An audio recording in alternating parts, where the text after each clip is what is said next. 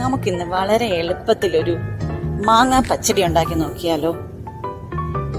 ഉച്ചത്തെ ചോറിനോടൊപ്പം വളരെ നല്ലൊരു കോമ്പിനേഷൻ ആയിരിക്കും.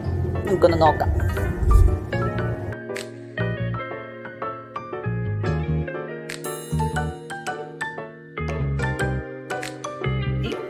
ഞാൻ എന്താ കുറച്ച് ഒരു മാങ്ങ തൊലിയോടുകൂടി അരിഞ്ഞെടുത്തിട്ടുണ്ട്. അതിലേക്ക് 2 പച്ചമുളക് വട്ടത്തിലരിഞ്ഞ് ചെറുതായി നുറുക്കിയത് അതും ചേർത്തിട്ടുണ്ട്.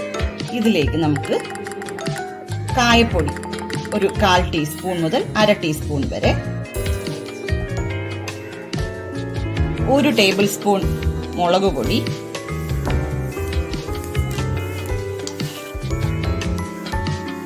ഒരു 1/2 ടീസ്പൂൺ വറുത്തു പൊടിച്ച ജീരകം,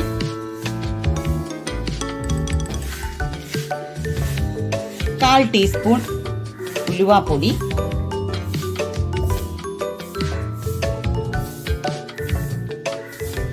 ആവശ്യത്തിനുള്ള ഉപ്പ്, ഇത്രയും കൂടി ചേർത്ത് നന്നായി മിക്സ് ചെയ്ത ശേഷം ഇത് 1 മണിക്കൂർ നമുക്ക് റെസ്റ്റ് ചെയ്യാൻ വയ്ക്കാം. 1 മണിക്കൂർ നമ്മൾ മാങ്ങ പുരട്ടി റെസ്റ്റ് ചെയ്യാൻ വെച്ചിട്ടുണ്ട്. അപ്പോൾ ഏകദേശം 1 മണിക്കൂർ ആയതോടുകൂടി ഞാനൊരു ചീനച്ചട്ടിയിൽ അല്പം കടുക് പൊട്ടിച്ചിട്ടുണ്ട്. അതിലേക്ക് വറ്റൽമുളക് ചെറുതായി നുറുക്കിയതും കറിവേപ്പിലയിട്ട് താളിപ്പ് റെഡിയാക്കി എടുക്കാം.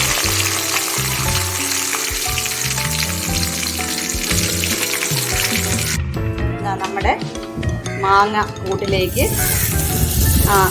വറ്റൽമുളക് കറിവേപ്പില താളിപ്പ് ചൂടോടുകൂടി തന്നെ ഒഴിച്ചു കൊടുക്കുകയാണ്.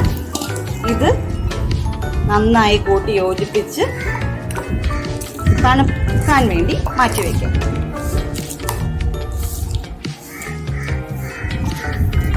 ഈ ചൂടൊന്ന് മാറിക്കോട്ടെ.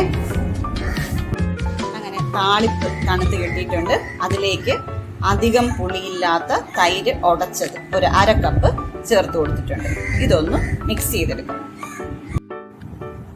അങ്ങനെ നമ്മുടെ ഈസി മാങ്ങാ പച്ചടി റെഡി ആയിട്ടുണ്ട്. ചൂട് ചോറും മാങ്ങാ പച്ചടിയും 1 കഷ്ണം മീൻ വറുത്തത് സൂപ്പർ കോമ്പിനേഷനാണ്. എല്ലാവരും ഒന്ന് പരീക്ഷിക്കുക.